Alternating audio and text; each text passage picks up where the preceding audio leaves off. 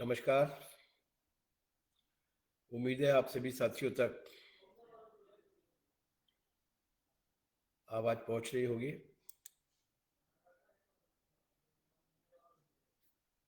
आप चाहें तो थोड़ी देर इंतजार भी किया जा सकता है।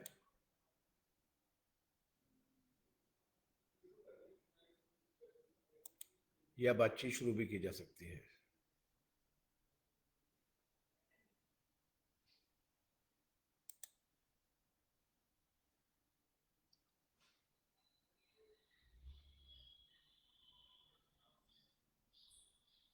हेलो।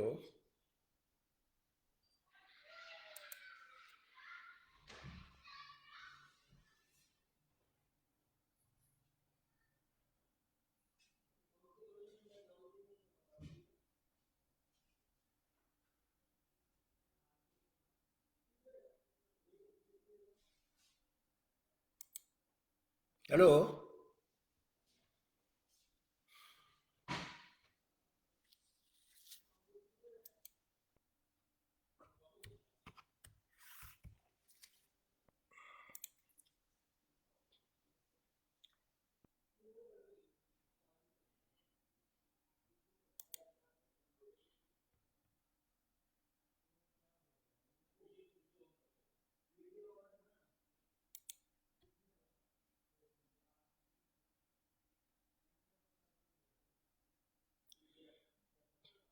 आज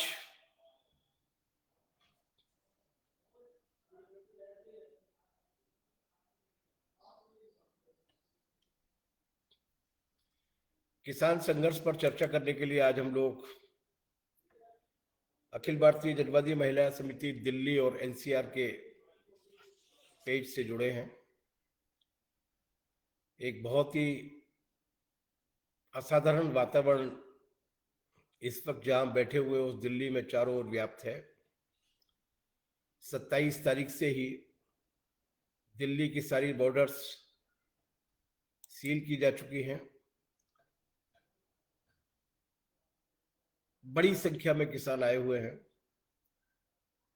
और किस अंदाज में आए हुए हैं ये उनके बीच में जाकर और उन्हें देखकर ही समझा जा सकता है। वो आए हुए हैं,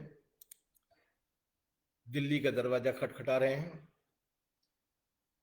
अपने देश की राजधानी का दरवाजा खटखटा रहे हैं, मगर दिल्ली उनके लिए दरवाजा नहीं खोल रही। दिल्ली उनके लिए दरवाजा नहीं खोल रही, यही काफी नहीं है, बल्कि दिल्ली में घुसने के पहले दिल्ली के आसपास की सरकारें उनके साथ जिस तरीके का बर्ताव कर रही हैं वो भी काफी शर्मनाक है। दिल्ली जो अपनी मेहमान नवाजी के लिए मशहूर है, दिल्ली जिसने दुनिया की और देश की न जाने कितनी संस्कृतियों को, कलाओं को, शख्सियतों को अपने दिल में बसाया है, उस दिल्ली की मरकजी हुकूमत पर केंद्र सरकार में बैठी हुई जो तिकड़ी और चौकड़ी है, वो अपने ही देश के किसानों का, अपने ही देश के नागरिकों का, अपने ही देश की राजधानी में प्रवेश संभव बनाने के लिए तैयार नहीं है। दिल्ली उनके दरवाजे पर आने के बाद उनकी खटखटाहट को ही अनसुना और अनदेखा नहीं कर रही, बल्कि इस बीच में जब वो दिल्ली तक चलकर आए, अपने ट्रैक्टर ट्रॉलियों में बैठकर आए, उस बीच उनके साथ जो बर्ताव हुआ है वो इस देश के लोकतांत्रिक जीवन के इतिहास में इससे पहले कभी नहीं हुआ। उन पर आंसू गैस के गोले बरसाए गए, उन पर इस ठंड के मौसम में पानी की बौछारों की झड़ी लगा दी गई, ऊंची ऊंची दीवारें खड़ी कर दी गई, बड़ी बड़ी शिलाएं रोड पर बिछा दी गई ताकि उन्हें वो लांघ कर ना आ सके। इतने मजबूत बैरिकेड्स लगाए गए जो आमतौर से दुश्मन देश की सेनाओं को नियंत्रित करने के लिए लगाए जाते हैं, आने से, उनके वाहनों को आने से रोकने के लिए लगाए जाते हैं। इतने पर भी सब्र नहीं हुआ तो हाईवे की, राष्ट्रीय राजमार्गों की सड़कें खोद दी गई, बड़ी बड़ी खाइयां उसके अंदर, बड़ी बड़ी खंदकें उसके अंदर बना दी गई ताकि वो जो सैलाब चला आ रहा है किसानों का, पंजाब से, हरियाणा से, देश के दूसरे हिस्सों से, वो उन तक नहीं पहुंच पाए। बैरिकेड्स से पूरी की पूरी दिल्ली की बाउंड्रीज को, बॉर्डर्स को पाट दिया गया। दिल्ली अपने ही देश के नागरिकों को, अपने ही देश के किसानों को दिल्ली आने देने के लिए तैयार नहीं है। इतनी घबराहट क्यों है, इतनी बेचैनी और इतना भय क्यों है कि इस देश की सरकार अपने ही किसानों के साथ संवाद करने के लिए या उनसे आंख मिलाने के लिए तैयार नहीं है? और ऐसी क्या नाराजगी है जिसकी वजह से इतने बड़े संकल्प और दृढ़ता के साथ किसान है कि इन सारे बर्तावों के बावजूद प्रतिकार में एक भी पत्थर नहीं फेंका गया, प्रतिकार में एक भी लाठी नहीं चलाई गई। जनता के पास तो आंसू गैस के गोले या पानी की बौछार होती नहीं है। प्रतिकार में एक भी खाई नहीं खोदी गई, बल्कि खाइयों को पाटा गया और बहुत ही शांतिपूर्ण तरीके से अपनी एकता की ताकत पर ये किसान बढ़ते चले आ रहे हैं। इसके पीछे क्या है, आज इन्हीं दो पहलुओं पर हम लोग बातचीत करने की कोशिश कर रहे हैं। मगर इस सब के बावजूद वो आ गए, और वो कितने हैं इसका अंदाज बहुत संभव है कि सरकार के पास उसकी खुफिया एजेंसियों ने दे दिया हो, लेकिन इसका अंदाज हमारे हरियाणा के साथियों ने कल लगाया था, जब उन्होंने मोटरसाइकिल से 15-15, 20-20 किलोमीटर तक जो हाईवे पर खड़े हुए हैं ट्रैक्टर ट्रॉलियां, जिन ट्रैक्टर ट्रॉलियों में लोग अपना घर बनाए हुए हैं, जिस पर शामियाना तना हुआ है, जिसके अंदर रजाई गद्दे का बंदोबस्त है, उनकी गिनती की तो ये मालूम पड़ा कि दोनों तीनों हाईवेज पर और उनसे जुड़ी हुई सड़कों पर दिल्ली की ओर आने के लिए तैयार ट्रैक्टर ट्रॉली की संख्या लगभग 25,000 से लेकर 30,000 के बीच में। ये बहुत बड़ी संख्या होती है। अगर ऑन द एवरेज औसतन ये मान लिया जाए कि एक ट्रैक्टर ट्रॉली में 10 लोग हैं, क्योंकि 10-12 रजाई गद्दे बिछे हुए तो हम लोगों ने भी अपनी आंखों से देखे हैं, लोग उससे ज्यादा ही होंगे, लेकिन अगर केवल औसतन उनमें केवल 10 लोगों को ही मान लिया जाए तो लगभग 2.5 से लेकर 3 लाख के बीच में लोग इस वक्त दिल्ली की बॉर्डर पर हैं।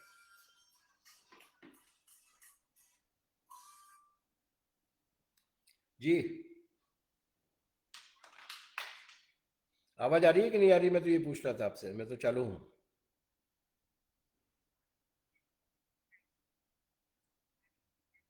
ओके ओके, ठीक है। नहीं ठीक है, मैं लाइव ही हूं अभी, आप चिंता मत कीजिए।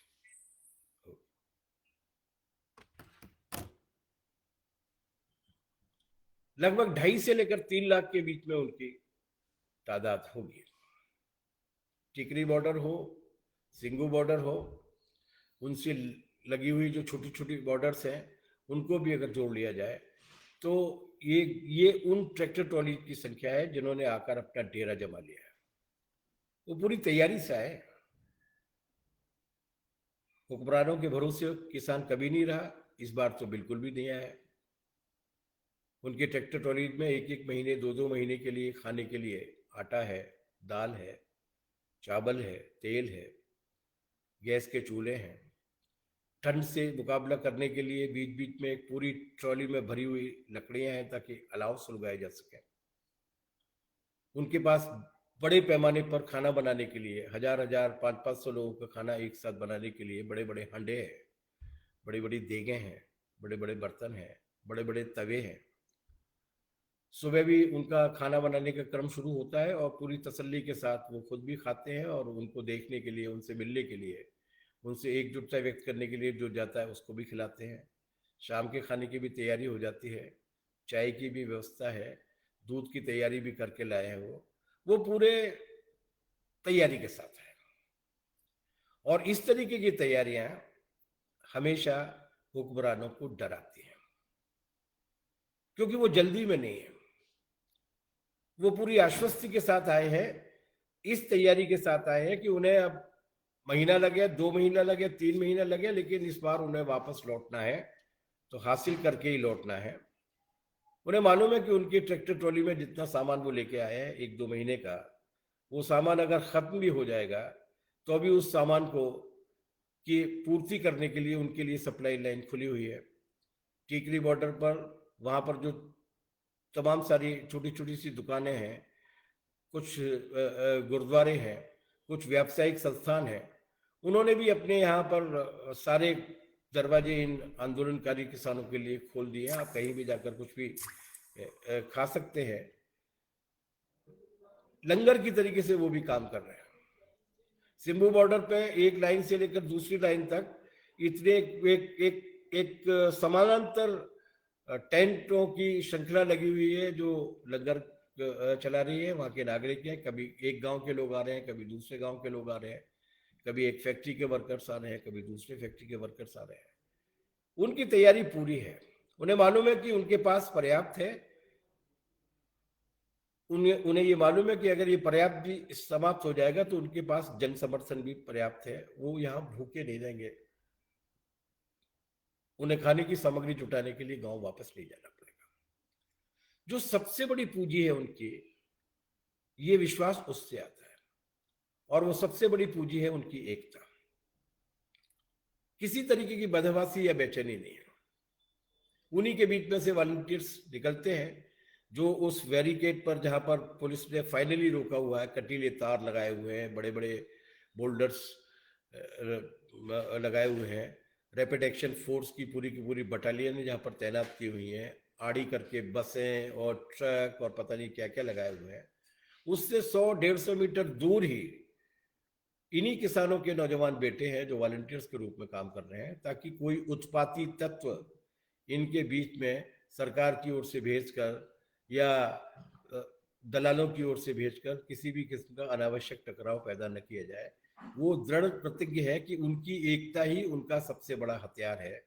उन्हें किसी भी तरीके का आक्रोश प्रदर्शित करने के लिए, अपने गुस्से को जाहिर करने के लिए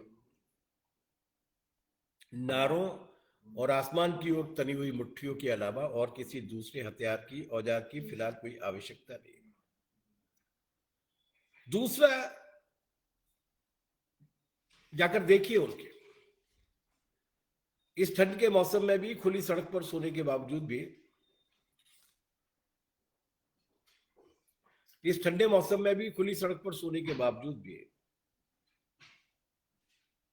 उनके चेहरों की पर चमक है, उनकी आंखों में तेज है, थकान नहीं है,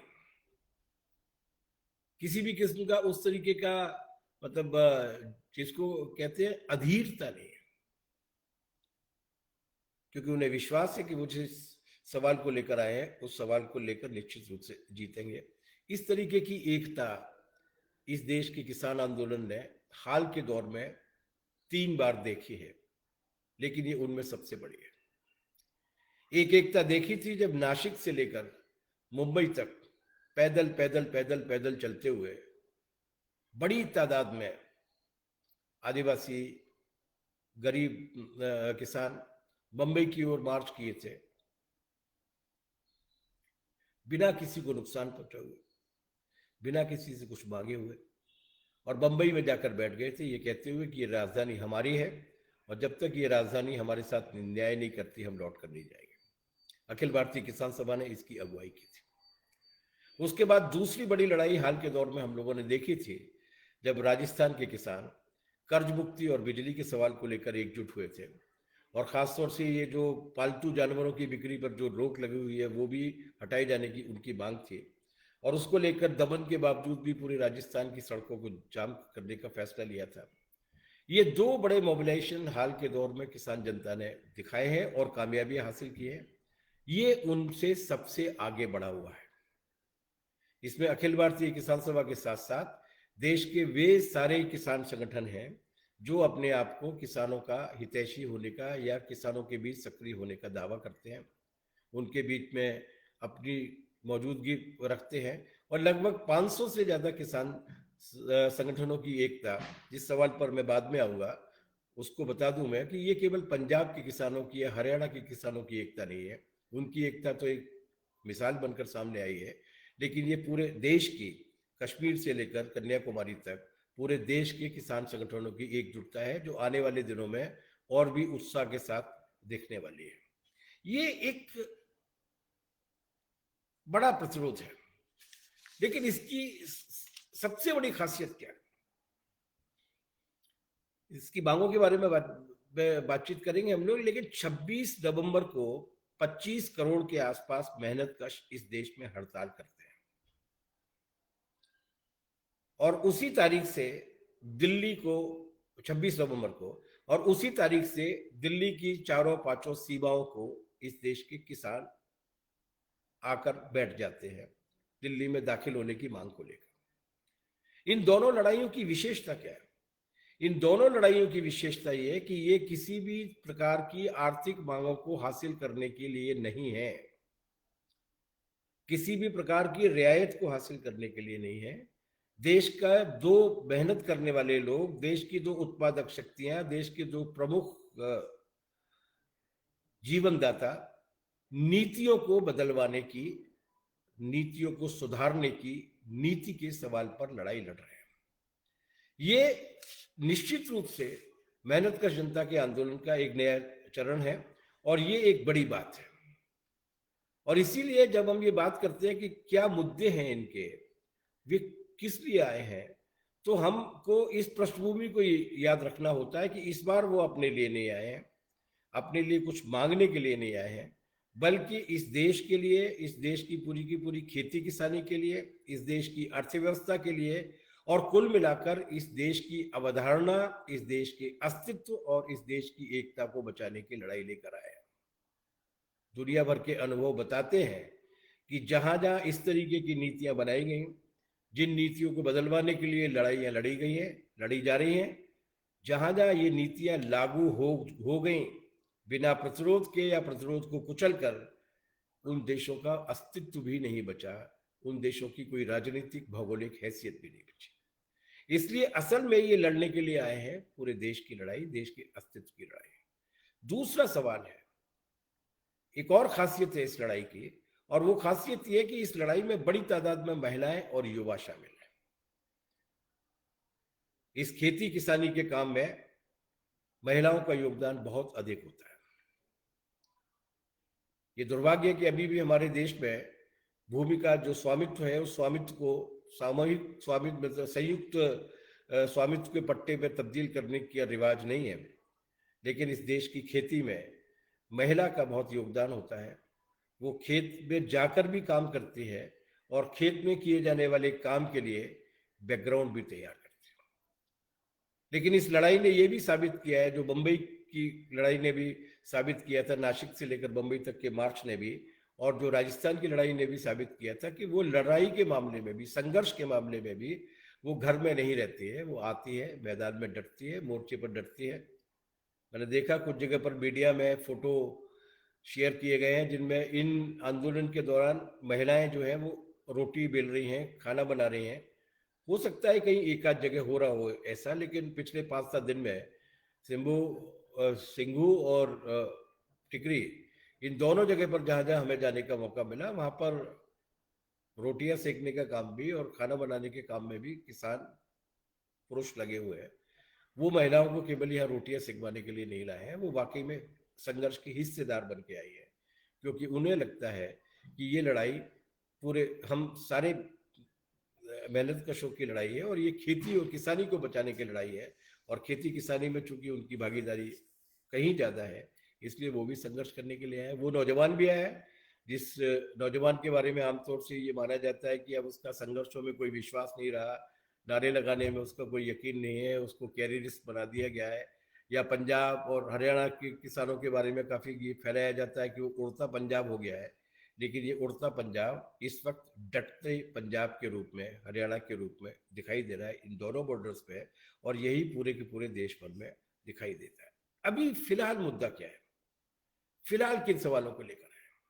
फिलहाल उनकी ये मांग है, और कल उन्होंने बिल्कुल साफ शब्दों में कह दिया, जब सरकार की ओर से शुरू में कोई बातचीत नहीं की, पहले अनदेखा किया गया, फिर उसके बाद ये कहा गया कि वो बातचीत करेंगे, और उस बातचीत करने के लिए उनकी ओर से एक सुर्रा छोड़ा गया कि वो एमएसपी एक्ट भी ला सकते हैं, न्यूनतम समर्थन मूल्य को लेकर कोई अलग से कानून भी ला सकते हैं।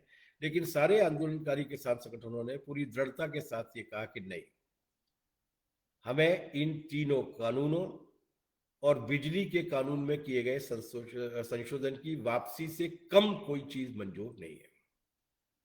और ये है वो बुनियादी सवाल, जिस बुनियादी सवाल को लेकर ये आंदोलन इस स्तर तक पहुंचा कि पिछले 2 महीने से अलग अलग राज्यों में चल रहा था, अब वो दिल्ली में हमारे देश की राजधानी के दरवाजे पर आ गया। क्या है वो 3 कानून, और क्या ये तीनों कानून केवल किसानों के सिरदर्द हैं? क्या ये तीनों कानून केवल खेती किसानी की समस्या है? ज्यादा विस्तार में जाए बिना अगर मोटे तौर पर ही हम उनको समझने की कोशिश करें तो पहला कानून वो है जो इस देश के किसानों को उनकी फसल के दाम से पूरी तरीके से वंचित कर देगा। हर 11 मिनट में एक किसान आत्महत्या कर रहा है, हर 11 मिनट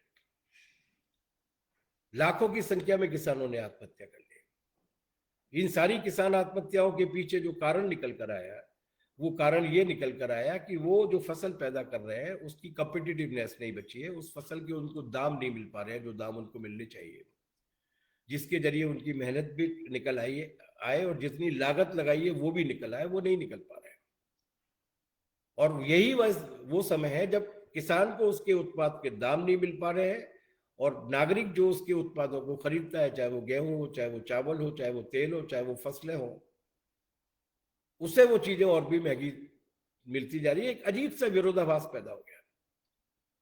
और जब वो उसको नहीं चुका पाता तो कर्ज के फंदे में फंस जाता है, और कर्ज के फंदे में फंस जाता है तो 2500 किसान रोज खेती किसानी के काम छोड़ रहे हैं और हर 11 मिनट में एक किसान आत्महत्या कर रहा है। इसे कैसे दूर किया जाना चाहिए? इसे दूर किए जाने की जरूरत यह थी कि सरकार उनकी फसल की खरीद को सुनिश्चित करे।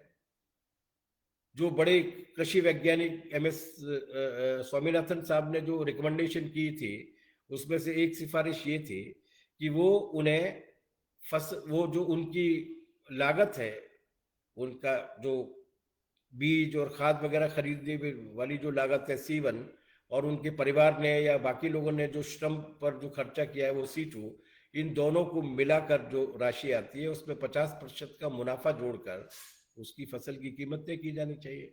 सरकार को उस फसल की खरीद सुनिश्चित करनी चाहिए। मोदी सरकार ने क्या किया? मोदी सरकार ने यह किया कि APMC एक्ट ही खत्म कर दिया, जहां पर न्यूनतम समर्थन मूल्य के हिसाब से फसल को खरीदे जाने की उपलब्धता थी 1960 में। उसके पहले की कई सालों में किसानों की भयानक लूट को देखने के बाद जो एक कानून बना था कि किसानों के वोट से मंडी कमेटी चुनी जाएंगी, मंडी कमेटी के परिसर में ही सारे खाद्यान्न को खरीदा जाएगा, और उस खाद्यान्न को खरीदने के लिए सरकार एक न्यूनतम समर्थन मूल्य घोषित करेगी, उससे कम पर खरीद नहीं होगी, उससे ज्यादा पर खरीद हो सकती है। उस कानून को ही पूरी तरीके से खत्म करके अब उन्होंने कहा कि अब कोई भी कहीं भी जाकर फसल खरीद सकता है। मोदी जी फरमा रहे हैं कि हमने किसान को छूट दे दी है। अब अगर चाहे तो गाजियाबाद का किसान बेंगलोर की मंडी में जाके, और मेरठ का जो किसान है वो चेन्नई की मंडी में जाके अपने माल को बेच सकता है। इससे ज्यादा बड़ा झांसा कोई नहीं हो सकता। किसान को अपने घर से 35 किलोमीटर दूर, अपने गांव से 35 किलोमीटर दूर की जो मंडी है, उस मंडी में अपने माल को बेचने जाने में कितनी मेहनत करनी पड़ती है, उसमें कितने घाटे उठाने पड़ते हैं। वो चेन्नई जाएगा बेचने के लिए, बेंगलोर जाएगा। दरअसल वो बड़ी बड़ी बहुराष्ट्रीय कंपनियों को इस खेती किसानी के खरीदारी के काम में लाना चाहते हैं। इसीलिए उन्होंने कहा कि अब मंडी कमेटियों में खरीद की कोई आवश्यकता नहीं है। अब कोई भी किसान कहीं भी जाकर बेच सकता है वाली बात नहीं है, कोई भी कंपनी कहीं भी आकर खरीद सकती है बिना किसी जिम्मेदारी के। मजेदार बात यह है, मजेदार इस सेंस में कि कॉरपोरेट की इतनी ज्यादा वफादारी भी बहुत ही मुश्किल से देखने के लिए मिलती है कि जब आप सारी लाज शर्म छोड़ दें। मजेदार बात यह है कि इसी कानून में यह भी प्रावधान किया गया है कि कोई कंपनी अगर आपकी फसल को खरीद ले जाती है और खरीदने के बाद अगर उसका भुगतान एक किश्त कर जाती है, उदाहरण के लिए 100 क्विंटल खरीदी और 40 क्विंटल का पेमेंट कर गए, उसके बाद 60 क्विंटल का पेमेंट 1 महीने बाद करेंगे, उसकी पर्ची आपको थमा गए और वो पेमेंट अगर उन्होंने नहीं किया तो किसान अदालत में नहीं जा सकता। किसान की सुनवाई करेगा डिप्टी कलेक्टर, SDM, और वो भी खारिज कर देता है तो उसके बाद की अपील सुनेंगे कलेक्टर। मतलब किसान को कंपनी की लूट के खिलाफ न्याय न्याय हासिल करने के लिए न्याय प्रणाली के दरवाजे भी बंद कर दिए गए। इससे ज्यादा निर्लजतापूर्ण काम कोई नहीं हो सकता। ये बात सही है। मंडी कमेटियों की कार्यप्रणाली में बहुत सारी कमजोरियां थी। अदालतों की कार्यप्रणाली में बहुत सारी कमजोरियां हैं, तो क्या बंद कर दें उनको? पुलिस थानों की कार्यप्रणाली में बेतहाशा कमजोरियां हैं, तो क्या बंद कर दें उनको? और कुछ मस्तानों को, कुछ बड़े बड़े लोगों को ये दे दें कि वो कानून व्यवस्था का पालन कराएंगे और वो न्याय करेंगे जैसा पुराने जमाने में होता था? ये तो नहीं हो सकता। लेकिन वही करने की कोशिश की जा रही है। यही एक बात थी जिसकी वजह से इसको लेकर जाहिर सी बात है कि इसमें किसान की लूट होगी, किसान को कुछ नहीं मिलेगा और वो एक बार और कर्ज के फंदे में फंस जाएगा। और फाइनली वो होगा कि अभी वो 2,500 की संख्या में फसल छोड़ के जा रहा है, उसके बाद वो संख्या हजारों में, 20,000 होगी और उसके बाद धीरे धीरे इस देश की खेती पर कॉर्पोरेट का कब्जा हो जाएगा। यही चाहते हैं मोदी जी, यही चाहते हैं अमित शाह, यही चाहती है उनकी सरकार। दूसरा कानून लेकर आए हैं वो ठेका खेती का। ठेका खेती के दो पहलू हैं। किसान का कोई विशेषाधिकार तो बचने ही नहीं है, उसकी जमीन तो ठेके पे चली गई। लेकिन उसका दूसरा पहलू यह है कि उस जो कंपनी ठेके पर उस जमीन को लेने वाली है वो पैदा क्या करने वाली है? क्या गेहूं चावल दाल पैदा करने वाली है? दुनिया के जितने भी बड़े बड़े विकसित देश हैं, जो संपन्न देश हैं, वहां का मौसम ऐसा नहीं है कि वहां पर हिंदुस्तान की तरीके से 3-3 4-4 फसलें पैदा हो सके। अनेक संपन्न देश ऐसे हैं जहां 6-6 महीने तक बर्फ से धरती ढकी रहती है। मुश्किल से एक फसल वो लोग पैदा कर पाते हैं। उन्हें वेराइटीज चाहिए, उन्हें तरह तरह के फूल चाहिए, उन्हें तरह तरह के इत्र चाहिए, उन्हें तरह तरह के फल चाहिए, उन्हें तरह तरह की अपनी जीवन को ऐश और विलास के साथ जीने के लिए सामग्रियां चाहिए और उसको पैदा करने के लिए एक गार्डन चाहिए जो पूरे हिंदुस्तान को तब्दील किया जा रहा है। एक बार चंबल के जमाने की 25,000 हेक्टेयर जमीन अमेरिका की मैक्सवर्थ नामक कंपनी को दी गई थी। अखिल भारतीय किसान सभा ने उसको उस कंपनी से वापस लाने के लिए लड़ाई लड़ी, पूरे मुरैना से लेकर श्योपुर जिले तक, और बाद में उस कंपनी से उसको वापस लिया भी।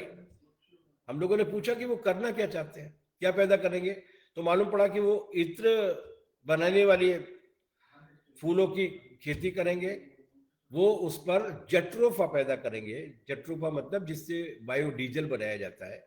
वो वहां पर गेहूं चावल या दाल पैदा नहीं करेंगे। तो इससे जो एक और नुकसान होने वाला है, मतलब किसान को तो जो होने वाला है वो होने ही वाला है, इस देश की खाद्यान्न सुरक्षा को भी जो नुकसान होने वाला है उसकी कल्पना नहीं की जा सकती। और तीसरा पहलू, इस देश में ठेका खेती हो चुकी है। 18वीं शताब्दी में इस देश में 3 अकाल पड़े थे बड़े, 1.5-2 करोड़ लोग उसमें मारे गए थे। और उस अकाल का कारण केवल इतना था कि बंगाल में, बिहार में, उड़ीसा में, जहां पर धान पैदा होता था बड़ी तादाद में, वहां के इलाके में उन्होंने, अंग्रेजों की कंपनी ने आकर नील पैदा करवाया था, नील की खेती कराई थी। उन्हें अपने कपड़ा कारखानों के कपड़े को रिफाइन करने के लिए नील की आवश्यकता थी। और हमारी जो धान के सबसे मजबूत इलाके हुआ करते थे वहां पर उन्होंने नील की खेती कराई। डॉक्टर रामविलास शर्मा नाम के एक इतिहासकार हुए हैं, उन्होंने अध्ययन करके बताया था कि उस नील की खेती में किसानों को जितना पैसा मिलना चाहिए था उसका लगभग 60% पैसा तो कंपनी ने कभी दिया नहीं।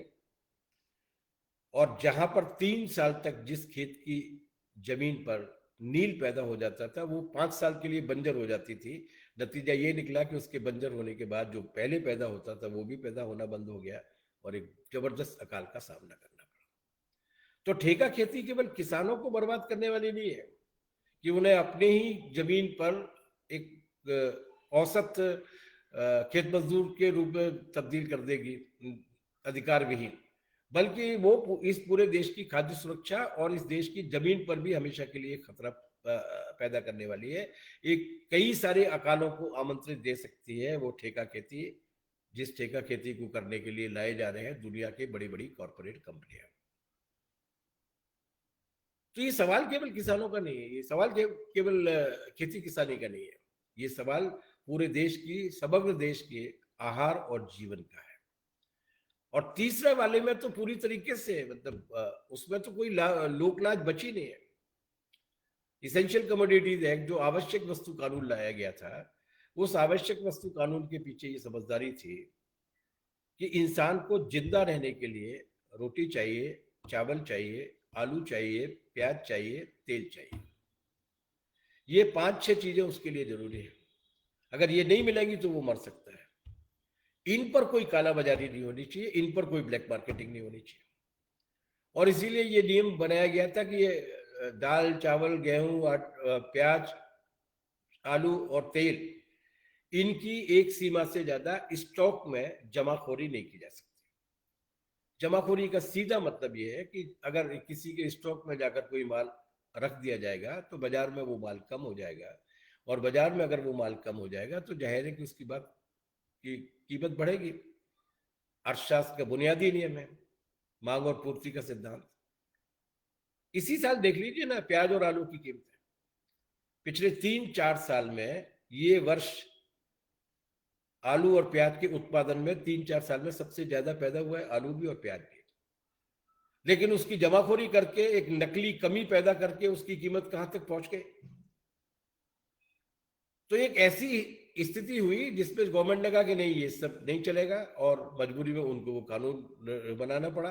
मोदी जी की सरकार जमाखोरों और ब्लैक मार्केटियर्स के प्रति अगर हमदर्दी नहीं दिखाएगी, और खासतौर से उसमें भी जब बड़ी बड़ी कंपनियां आ गई हैं, अडानी साहब ने भी एक फूड कॉरपोरेशन ऑफ इंडिया के खत्म होने के इंतजार में अपनी एक प्रोक्योरमेंट एजेंसी खोल ली है, और उसके बाद उनका पूरा चेन खुल जाएगी जिसमें वो सारे सामान को पहले से खरीद के सस्ती दरों पर खरीद के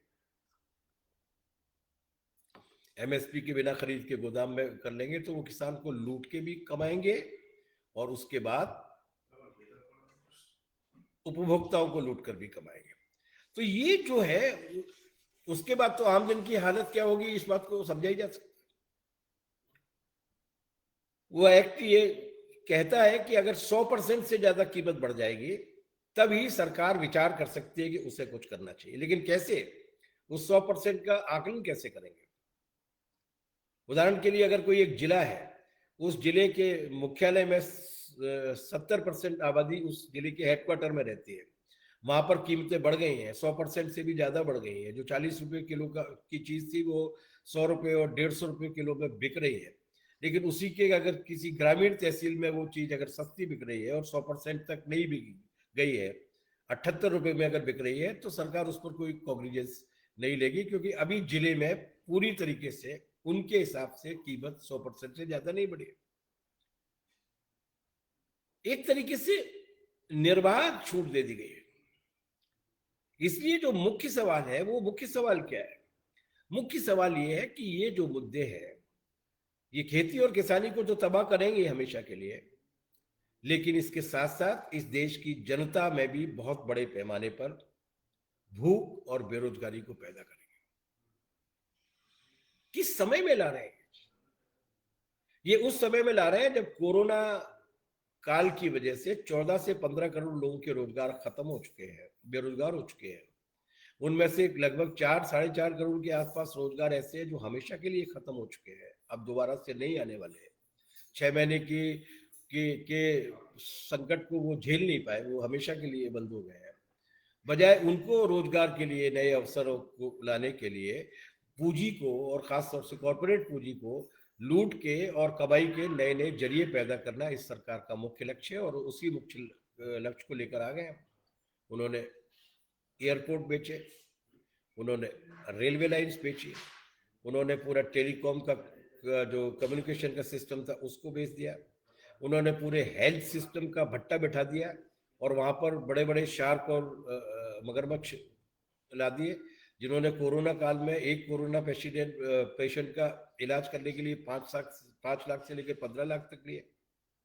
उन्होंने एजुकेशन का, शिक्षा का पूरी तरीके से व्यावसायीकरण, व्यापारीकरण जो है वो कर दिया।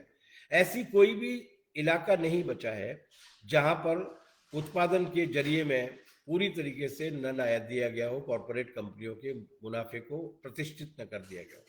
एक खेती किसानी थोड़ी बहुत बची थी, क्योंकि पुरानी परंपरा थी और हमारे भूमि संबंधों के और खेती के विकास की एक खास अवस्था की वजह से इस तरीके की मजबूरी थी। अब उसको भी वो पूरी तरीके से विनाश के रास्ते पर ले जाना चाहते हैं। इसलिए ये हमला उस बड़े एजेंडे का एक हिस्सा है, जो बड़ा एजेंडा पूरी तरीके से इस देश पे एक अलग तरीके की कॉरपोरेट कल्चर लाना चाहता है, जो इस देश के विकास की अब तक की सारी परंपराओं से पूरी तरीके से विरुद्ध है।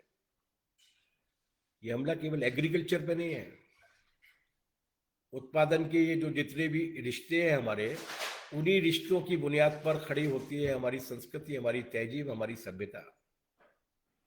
ये हमारी कल्चर पे भी हमला है, हमारी सभ्यता पर भी हमला है, हमारी मनुष्यता पर भी। इतिहास में एक बड़ी घटना है जिसे आमतौर से इतिहास की किताबों में कोलंबस की कामयाबी के रूप में पढ़ाया जाता है, लेकिन वो शायद मनुष्यता के इतिहास में इससे ज्यादा बड़ा झूठ कोई नहीं होगा कि कोलंबस ने अमेरिका खोजा था।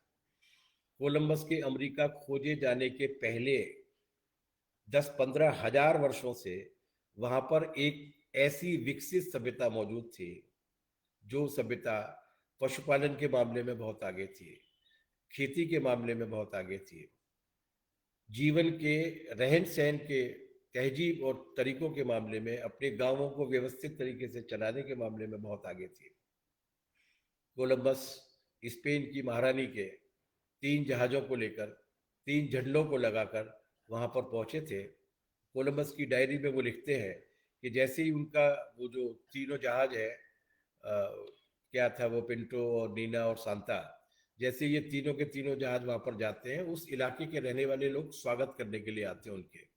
कोलंबस अपनी डायरी में लिखता है कि वो गीत गाने वाले तोते लेकर आए थे, बहुत मीठे मीठे फल लेकर आए थे, और उसके साथ साथ उनके पास जितने भी अच्छे वस्त्र थे, रंगीन कपड़े थे, वो लेकर आए थे, और उन्होंने उनको गिफ्ट किया था, कुछ हीरे जवाहरात भी लेकर आए थे। उन्होंने अपने मेहमानों को उसकी सौगात दी थी। और इस स्वागत के वक्त कोलंबस की डायरी में एक दिलचस्प जिक्र है, और वो जिक्र ये है कि वो हथियार नहीं जानते थे, वो तलवार नहीं जानते थे कि तलवार कैसी होती है। इसलिए जब उन्होंने कोलंबस और उनके सैनिकों के हाथ की तलवार देखी, तो उसको ऐसी जगह से पकड़ा जहां से उनका हाथ कट भी गया। मतलब वो तलवार पकड़ना भी वो लोग नहीं जानते थे। इतने निर्दोष सभ्यता को कोलंबस ने क्या दिया है। मार्क्स लिखते हैं अपनी किताब में कि वो जो वहां से इंडीज जहाँ का ये इलाका था अमेरिका का, वहां से लेकर यूरोप तक का जो समंदर का रास्ता था, उस समंदर के रास्ते पर चलने वाले जहाजों को अपना कंपास खोलकर दिशा नहीं देखनी पड़ती थी। उसमें बहने वाली लाशें जो है, उसमें पड़ी हुई लाशें ही उनको रास्ता बता देती थी कि ये अमेरिका से यूरोप जाने वाला रास्ता है। लाखों की संख्या में उनको बेदखल करके गुलामों के रूप में बेचा गया, उन्हें न जाने कितनी कितनी बीमारियों का शिकार बनाया गया, उनका कत्लेआम किया गया। और आज स्थिति है कि जो अमेरिका के मूल निवासी थे, जो वहाँ के वास्तविक वासी थे, जिनको एबोरिजिनल कहा जाता है, वो इतनी कम संख्या में बचे हैं कि अब उन्हें अमेरिकी राज्यों में म्यूजियम में दिखावे के रूप में रखा जाता है कि 500 साल पहले जब कोलंबस यहाँ पर आया था, तब इनके पुरखे रहा करते थे। वो जो विनाश शुरू हुआ बेदर्दी और निर्दयता के साथ, ये नया वाला जो कोलंबस है, वो कोलंबस भी अंतर्राष्ट्रीय मुद्रा कोष, विश्व बैंक और अंतर्राष्ट्रीय मुद्रा कोष और WTO के 3 जहाजों पर सवार होकर आया है। और इसके झंडे पर हिंदुत्व का वो पाखंड नत्थी है जिसके जरिए वो लोगों को वशीभूत करने की कोशिश करता है, उन्हें इस बात में झांसा देने की कोशिश करता है कि जैसे उससे ज्यादा चिंता रखने वाला इस देश की सभ्यता के बारे में कोई नहीं है। और इस बहाने वो पूरे इस देश की पूरे देश की किसानी को, खेती को, उद्योगों को, अर्थव्यवस्था को ठप कर देना चाहता है। लेकिन कोलंबस के अमेरिका में और आज के भारत में एक बुनियादी फर्क है जो नरेंद्र मोदी और अमित शाह शायद नहीं जानते। और वो फर्क ये है कि अमेरिका के एबोरिजिनल्स, अमेरिका के जो आदिवासी थे, वो हथियार नहीं जानते थे कि हथियार कैसा होता है, और इसीलिए वो हथियारों के शिकार हो गए। इस देश के मेहनतकश जानते हैं कि हथियार क्या होता है, और उन्हें ये मालूम है कि उनकी एकता से ज्यादा मजबूत और कोई हथियार नहीं होता। और जिस तरीके की एकता कायम की है उन्होंने इन नीतियों को बदलवाने के उस एकता का एक बड़ा रूप, एक बड़ा सूरज इस वक्त दिल्ली की बॉर्डर्स पे है। लेकिन वो केवल दिल्ली के बॉर्डर्स पे नहीं है। अखिल भारतीय किसान सभा, अखिल भारतीय किसान संघर्ष समन्वय समिति और इस आंदोलन को संचालन करने वाले को नेतृत्व देने वाले जितने भी संगठन है, वो तमाम सारे संगठनों ने अब इसको पूरे देश भर में भी, जहां ये पहले से चल रहा है, वहां इसे और ज्यादा तीव्र रूप देने की कोशिश की है, आह्वान किया है। कल 3 तारीख को पूरे देश भर में 1-1 घंटे के लिए रास्ता रोको किए जाएंगे। 3 तारीख से लेकर 10 तारीख तक पूरे देश भर में नरेंद्र मोदी के पुतले जलाए जाएंगे और उसके साथ साथ जिलों से लेकर तहसील तक विरोध कार्रवाई की जाएंगी और जरूरी हुआ तो एक बार और चक्का जाम किया जाएगा। मजदूर भी इस लड़ाई से जुड़ रहे हैं।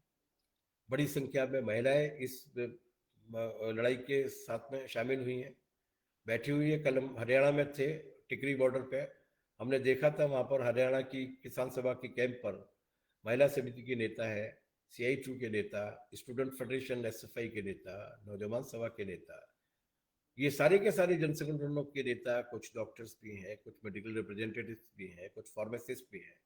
ये सारे के सारे लोग पहुंच रहे हैं क्योंकि उन्होंने ये मान लिया है, ताज भोपाली साहब के शेर में कहे कि ये सब की बात है, 2 4 10 की बात नहीं।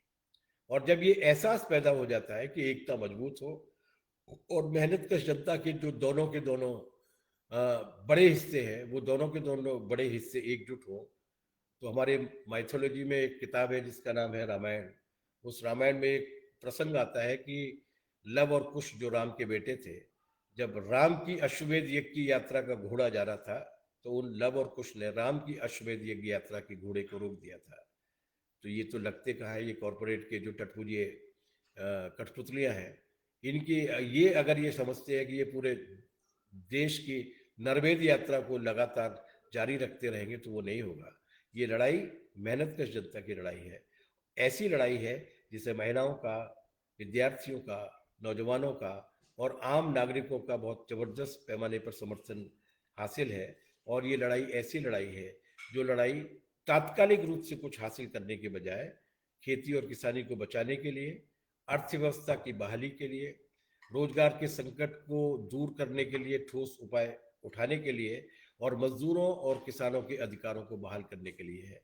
और एक बार जनता जब आ जाती है अपने पर, तो वो जीत कर ही उठती है। इन संकल्पों को आज हम अभी सिंगू बॉर्डर पे देख कर आए, कल हमने टिकरी बॉर्डर पे देखा था, और अभी पूरे देश भर से जो खबरें आ रही हैं, अखिल भारतीय किसान सभा के राष्ट्रीय मुख्यालय में बैठकर मैं आपसे बातचीत कर रहा हूँ, अभी यहाँ पर पूरे देश भर से जो खबरें आ रही हैं, उनके हिसाब से आने वाले दिनों में पूरा देश देखेगा। और उस वक्त जो एक जमाने में अखिल भारतीय किसान सभा ने या ऐसे संगठनों ने जो नीतियों के बारे में समझ रखते हैं, उस वक्त उन्होंने जो कहा था वो पूरी तरीके से चरितार्थ होगा कि कॉरपोरेट और हिंदुत्व के गाढ़े जहर का ये जो विष है, जो इस पूरे देश की जनता की धमनियों में और अर्थव्यवस्था की पाइपलाइंस में घोला जा रहा है, उसका डिटॉक्सिफिकेशन करने के लिए झंडे उठेंगे, लोग सड़कों पर निकलेंगे, नीतियां बदली जाएंगी और अगर जरूरी हुआ तो उन नीतियों को लागू करने वाली सरकारें भी बदली जाएंगी। हमें पूरा विश्वास है कि अखिल भारतीय जनवादी महिला समिति, जो हमेशा से इस तरीके के जनतांत्रिक आंदोलनों में अपनी भागीदारी की मिसाल कायम की है, चाहे वो मजदूरों की लड़ाई हो, चाहे वो किसानों की हो, वो अखिल भारतीय जनवादी महिला समिति पूरी शक्ति के साथ किसानों के साथ, किसानों के संघर्ष के साथ रहेगी। और एक बार जब हम सारे लोग मिलकर लड़ेंगे, निश्चित रूप से जीतेंगे। बहुत बहुत शुक्रिया। इनकलाब जिंदाबाद। बहुत अच्छा, बहुत बढ़िया।